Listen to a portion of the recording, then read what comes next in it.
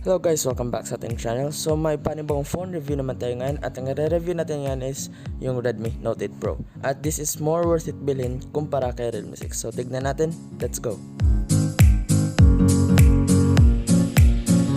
So ito na yung phone guys. So reflective and so stylish para sa akin. So this is the first reason bakit masorted to bilhin kaysa kay Realme 6 dahil yung back panel niya is made out of Gorilla Glass 5. At yung front panel naman niya is Gorilla Glass 5 din. At yung frame naman niya is made out of plastic but it doesn't look like plastic. So ang second reason bakit mas worth itong bilhin dahil pareha lang sila ng chipset at may isa pang feature na wala kay Realme 6. So si Redmi Note 8 Pro ay merong Helio G90T chipset na may 6 or 8 gigs of RAM and 64 and 128 gigs of internal storage. So ang isa pang feature or spec na wala kay Realme 6 is yung liquid cooling technology or water cooled. So mas better ang heat dissipation ni Redmi Note 8 Pro kumpara kay Realme 6. Sa cameras naman niya is meron siyang 64 megapixel main shooter, 8 megapixel ultra wide angle lens, 2 megapixel macro, 2 megapixel depth sensor at sa front camera naman niya is meron siyang 20 megapixel. So guys, nag-take ako ng photos kanina, so ito yung nakuha ko.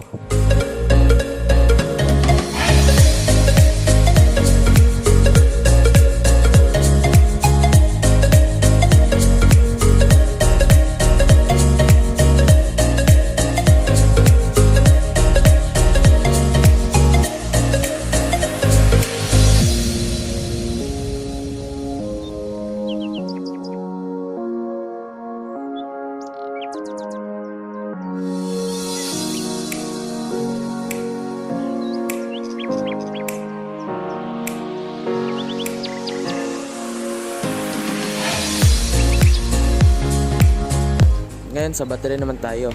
So si Redmi Note 8 is packed with 4,500 mAh battery na capable siya sa 18 watts fast charging. So ang tanong guys, may differences ba sila sa performance? Para sa akin, yes. So may app ako dito tawag KineMaster. So dito ako nag-edit ng mga videos ko. So i-open natin at tignan natin ang device capability. So as you can see, kaya niyang mag-export ng video up to 1440p video resolution kumpara kay Realme 6 na 1080p lang. So ngayon mag-gaming test tayo. So magte-test tayo ngayon kung gaano kaganda yung performance ito. Let's go. First is Honkai Impact 3 na offline version.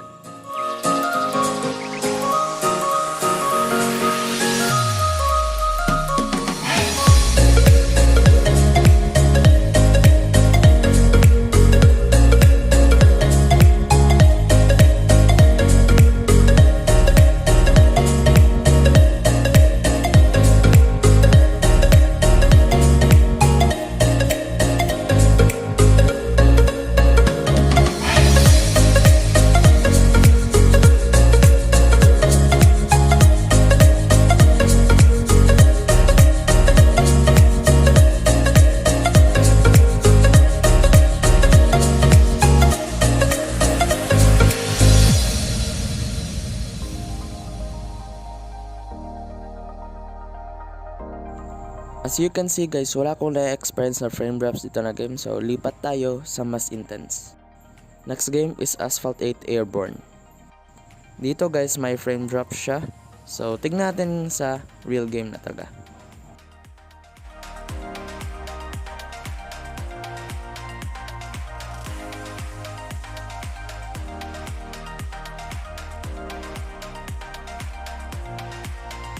As you can see guys, na-generate yan lahat ng graphics, pati yung motion blur, reflection at shadows, at almost flagship feeling na talaga ang ma-feel mo dito.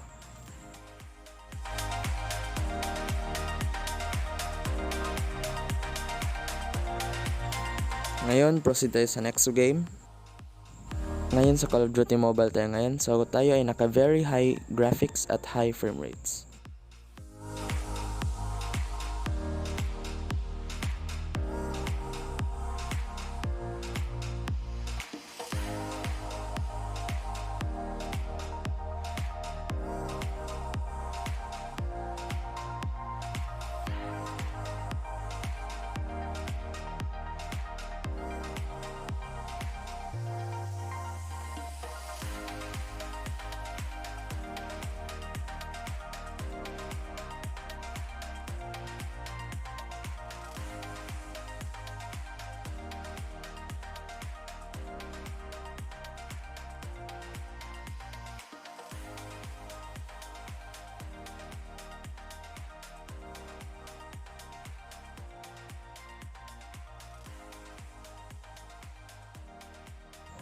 So sa mga nagtatanong dyan kung umiinit ba ang phone na to, yes, umiinit siya. So I really recommend phone cooler while gaming.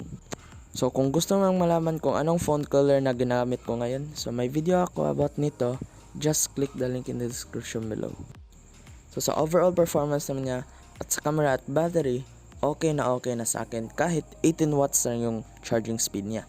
So may sasabihin ako guys, yung mga fast chargers na nakikita natin ngayon, mas nakakabawas yon ng lifespan ng ating battery. So I really recommend na doon kayo sa mga 18 watts pa ba.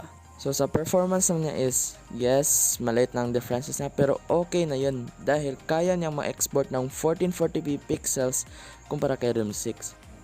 Sa camera naman niya is mas nagandahan ako kumpara kay Realme 6 dahil kay Realme 6 nakukulangan ako sa mga details sa gilid-gilid.